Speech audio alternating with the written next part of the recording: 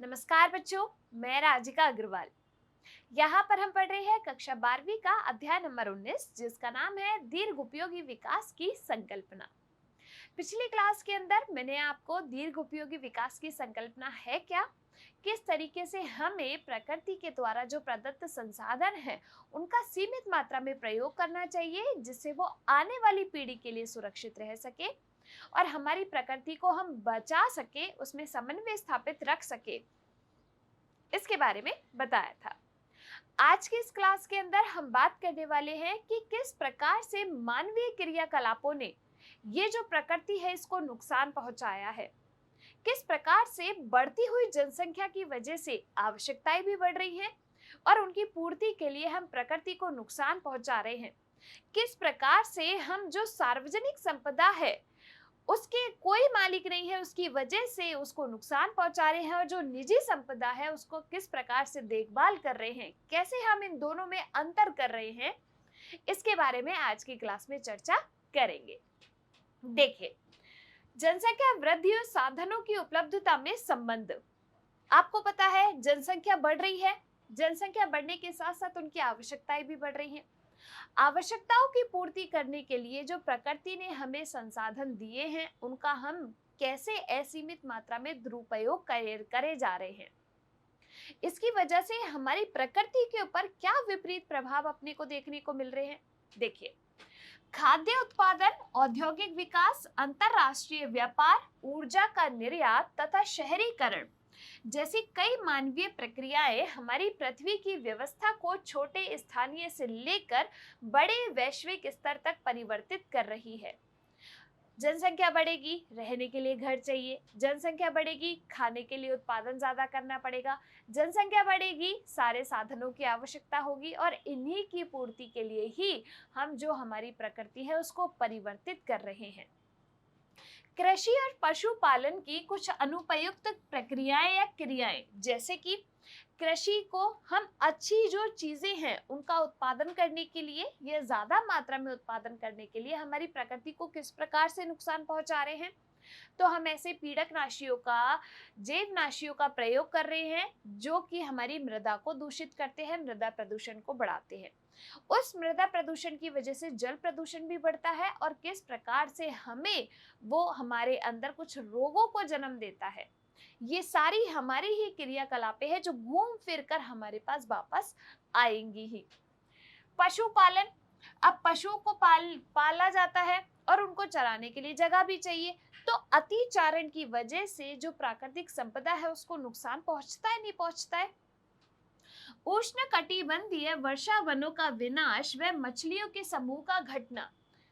लोग क्या कर रहे हैं, अपनी आवश्यकताओं को पूरा करने के लिए जो जंगल है, वन है, उनको काट दे रहे हैं। वनों को काटने की वजह से वहां पर जो जैविक विविधता है वो भी नष्ट हो रही है। वहां पर रहने वाले जो वन्य जीव है वो अपने स्थान से जा रहे हैं या नष्ट हो रहे हैं, जिसकी वजह से विविधता भी कम हो रही है। मछलियों के समूह का घटना परोक्ष व प्रत्यक्ष रूप से मानव जनसंख्या की वृद्धि से संबंधित है, क्योंकि जनसंख्या बढ़ने से इनकी आवश्यकताएं बढ़ जा रही है। हमारी पृथ्वी का लगभग आधा हिस्सा कृषि, उद्योग, निवास निर्माण व व्यापार जैसी मानवीय प्रक्रियाओं द्वारा परिवर्तित रूप धारण कर चुका है। हमने इस पूरी पृथ्वी पर इस तरीके से कब्जा कर लिया है कि हम ही इसके मालिक हैं। कृषि योग्य भूमि से प्राय 50% को चारागाहों, शहरों व खेतों के रूप में परिवर्तित किया जा चुका है। लोगों को रहने के लिए घर चाहिए तो बड़े बड़े घरों का निर्माण किया जा रहा है। अलवणीय पानी व भूमिगत जल के स्रोत कई जगह घट रहे हैं। जलीय पर्यावरण व इसकी उत्पादकता में भी गिरावट हो रही है, क्योंकि क्या किया जा रहा है कि विदेशी प्रजातियों को लाया जा रहा है। इसकी वजह से वहां पर जो स्थानीय प्रजाति है वो नष्ट हो रही है। साथ के साथ वो जो आपके जलीय जीव हैं उनको निकालकर उनसे कोई आर्थिक लाभ प्राप्त किया जा रहा है, उसकी वजह से वहां पर जो जैविक विविधता है वो कम हो रही है, नष्ट हो रही है। भूमि का विभिन्न तरीकों से दोहन व बदलाव हुआ है। लोग अपने उद्योगों को लगा रहे हैं, बड़ी बड़ी जो मशीनें हैं, बड़े बड़े जो व्यापार है उनको चालू कर रहे हैं। इसकी वजह से भूमि का क्या हो रहा है, अत्यधिक दोहन हो रहा है। मनुष्यों द्वारा निर्मित बेहतर मछली पकड़ने के तकनीकों के कारण संसार भर के समुद्र अपनी 90% परभक्षी मछलियों को खो चुका है। अब आप अंदाजा लगा पा रहे हो कि मनुष्य की वजह से जो हमारे प्रकृति में जो अन्य जीव है उनको कितना नुकसान पहुंच रहा है। मानव जाति की जनसंख्या विस्फोट का सबसे गंभीर परिणाम बढ़ती हुई गरीबी है। गरीबी मानव स्वास्थ्य व पर्यावरण दोनों के लिए एक बड़ी चुनौती है। तो इंसान अपना पेट पालने के लिए कुछ तो करेगा। सार्वजनिक व निजी संपदा, इन दोनों में क्या अंतर है? सार्वजनिक संपदा है ये प्रकृति, जैसे हम बात करें इस वायु की, ये हवा हमारी जो है निजी संपदा नहीं है, यानी कि हम इसके मालिक नहीं है। तो इसीलिए हमको लग रहा है कि हम तो इसके मालिक नहीं है, दूसरों की चीज है खराब करो, लेकिन ये तो किसी दूसरे की चीज भी नहीं है, ये तो हमारी खुद की प्रकृति की चीजें हैं। हम उसके मालिक नहीं है, तो हमें लग रहा है कि हमें पूरी आजादी है इसको दूषित करने की, तो हम वायु का प्रदूषण इतना ज्यादा कर रहे हैं, उसकी ओर ध्यान नहीं दे रहे हैं। वहीं अगर बात आए हमारे घरों की, तो हम हमारे घरों को इतना ज्यादा साफ सुथरा रखते हैं कि उसको हम बिल्कुल दूषित नहीं करते, क्योंकि वो हमारी निजी संपदा है। तो हम इस तरीके से भेदभाव कर रहे हैं इस सार्वजनिक संपदा में और इस निजी संपदा में। देखिए, संपदा या संसाधन वह उपयोगी वस्तु है जिसको मनुष्य की आवश्यकताओं को पूरा करने के लिए प्रयोग में लाया जाता है। सार्वजनिक संपदा जो किसी की भी निजी संपत्ति नहीं है, किसी पर इसका एकाधिकार नहीं है। कोई कह सकता है कि ये वायु मेरी है, नहीं, उस पर किसी का एकाधिकार नहीं है और मुफ्त में सब इसके इस्तेमाल के लिए उपलब्ध है, उसकी ओर कोई ध्यान नहीं दे रहा है। सबको लग रहा है कि ये तो मुफ्त की चीज है, लिए जाओ। अपन कहते हैं ना कि किसी की शादी में जा रहे हैं, मुफ्त का खाना मिल रहा है, खाए जाओ, लेकिन ध्यान तो रखो कि पेट तो आप ही का है। मुफ्त का खाना है तो क्या हुआ, पेट तो आपका है, आप ही को बाद में भुगतना पड़ेगा। ऐसे ही अगर आप प्रकृति को दूषित करोगे तो आपको बाद में भुगतना पड़ेगा। पर्यावरण के स्तर में गिरावट एक मुख्य कारण सार्वजनिक संपदा का आवश्यकता से अधिक दोहन है। हवा, पानी, भूमि, वन, समुद्र, नदियां, पर्वत, प्रवासी पक्षी व वन्य जीवन इसके उदाहरण हैं। हम इनका क्या कर रहे हैं? अति दोहन कर रहे हैं, आवश्यकता से अधिक इनका उपयोग कर रहे हैं और दुरुपयोग कर रहे हैं।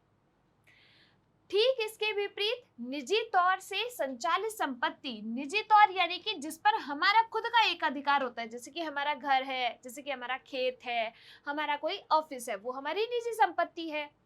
वह उद्योग, कृषि भूमि, घर, इमारतें, दफ्तर या बाग बगीचे हो, इनके मालिक इनकी अच्छी तरीके से देखरेख करते हैं।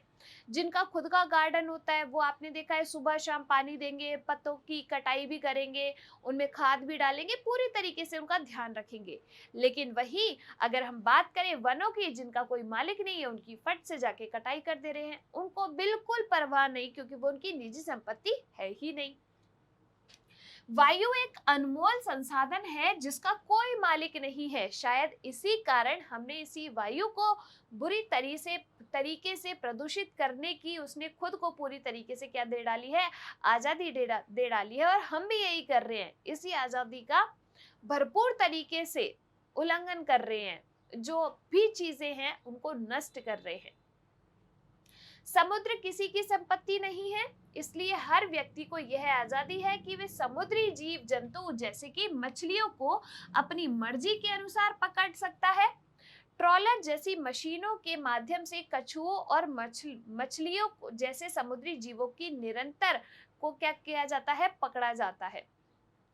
अब जिन चीजों पर किसका एकाधिकार नहीं है, कोई भी उसका मालिक नहीं है, तो वहां पर उपलब्ध चीजों का हम अतिदोहन कर रहे हैं। शहरों व कस्बों की नालियां, कूड़ा करकट व उद्योगों की छोड़ी हुई गंदगी को अक्सर हम नदियों में डाल देते हैं, क्योंकि नदी का भी कोई मालिक नहीं है, वो भी सार्वजनिक संपदा है। अब हमें पता है कि हम किसी के घर में कूड़ा डालेंगे तो वो तो लड़ने आ जाएगा हमारे घर पे, वो हम कर नहीं सकते। तो हम जाके क्या कर रहे हैं? नदियों के अंदर इस कूड़े को डाल रहे हैं। अब नदी आपके दूषित हो रही है, लेकिन आप ये ध्यान रखिए, उसी नदी का पानी फिर हमारे घरों में आ रहा है या हम उसको पी रहे हैं, हम उसको काम में ले रहे हैं, तो हमें ही वो प्रभावित करेगा। वन हमारी सार्वजनिक संपदा है। उष्णकटिबंधीय वनों के उन्मूलन एवं अपक्षीणन के दो मुख्य कारण हैं। क्या क्या? अर्थव्यवस्था और राजनीति। आगे देखिए, इंडोनेशिया, मैक्सिको व ब्राजील जैसे देशों की सरकारें, कहाँ की? इंडोनेशिया, मैक्सिको और ब्राजील जैसे देशों की सरकारें न केवल निर्धनों को वनों में बसने की आज्ञा देती है, बल्कि उन्हें उस जमीन का स्वामित्व भी दे देती है जिन्हें वे साफ करते हैं। तो ये बात हुई यहाँ पर किसकी? जनसंख्या वृद्धि की वजह से जो हमारी प्रकृति है उसको कैसे नुकसान पहुंच रहा है, कैसे हम सार्वजनिक संपदा और निजी संपदा में भेदभाव करके सार्वजनिक संपदा को नुकसान पहुंचा रहे हैं। क्लियर हुई बात यहाँ पर? अगर आपको क्लास पसंद आई है, आप इस क्लास को लाइक कीजिए। जो भी आपके डाउट्स है कमेंट सेक्शन के अंदर लिख सकते हैं। हम मिलेंगे इसी चैप्टर के अगले टॉपिक के साथ अगली क्लास में। तब तक आप लोग खुश रहिए, स्वस्थ रहिए। धन्यवाद।